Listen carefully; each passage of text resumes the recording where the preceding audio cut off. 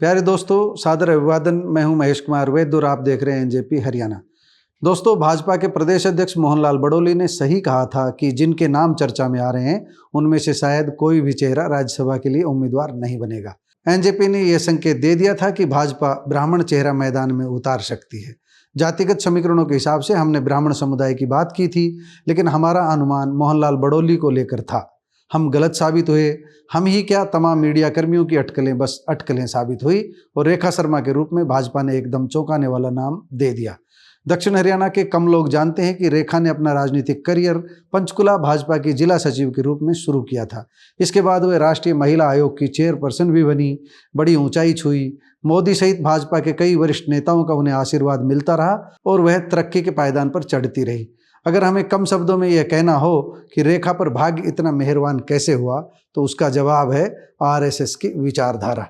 वह जहां भी रही इसी विचारधारा को शक्ति प्रदान करने का काम किया। इसी विचारधारा से रेखा की भाग्य रेखा चमक गई। रेखा ने विचारधारा को लेकर कई बार आयोग में रहते हुए आलोचना भी झेली, कई बार उनके बयानों को लेकर विवाद भी हुआ। खुद रेखा शर्मा भी अपनी कुछ कार्रवाइयों को लेकर चर्चा में रही।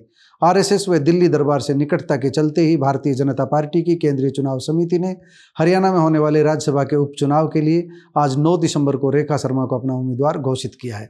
विधानसभा के गणित को देखते हुए उनका निर्विरोध चुना जाना तय है, क्योंकि संख्या बल भाजपा के पास है। कांग्रेस पहले ही कह चुकी है कि वे चुनाव मैदान से बाहर रहेगी। हम यहाँ यह भी बता दें कि बिहार के मुख्यमंत्री नीतीश कुमार की ओर से जनसंख्या नियंत्रण को लेकर जब बिहार विधानसभा और विधान परिषद में एक विवादित बयान दिया गया था, तब राष्ट्रीय महिला आयोग की अध्यक्ष के रूप में रेखा शर्मा ने भी नीतीश कुमार के बयान की कड़ी निंदा की थी, कड़ी आलोचना की थी। उन्होंने नीतीश से अपनी आपत्तिजनक टिप्पणियों के लिए देश भर की महिलाओं से माफी मांगने के लिए कहा था। रेखा शर्मा और सांसद प्रियंका चतुर्वेदी के बीच वार पलटवार भी काफी चर्चित रहा था। दोस्तों, हम आपको यह भी बता दें कि हरियाणा में राज्यसभा का उपचुनाव कृष्णलाल पंवार के इस्तीफा देकर विधानसभा में जाने से हो रहा है। पंवार अब हरियाणा में कैबिनेट मंत्री है।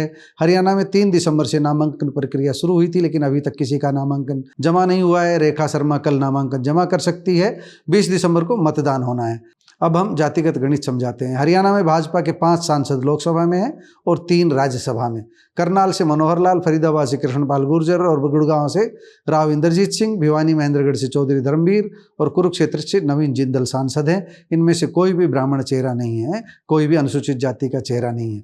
राज्यसभा में सुभाष बराला, किरण चौधरी व रामचंद्र जांगड़ा हरियाणा का प्रतिनिधित्व कर रहे हैं भाजपा की ओर से। कार्तिकेय शर्मा भी हैं, लेकिन वह भाजपा समर्थित हैं। उनका जो स्टेटस है वह निर्दलीय की हैसियत का है।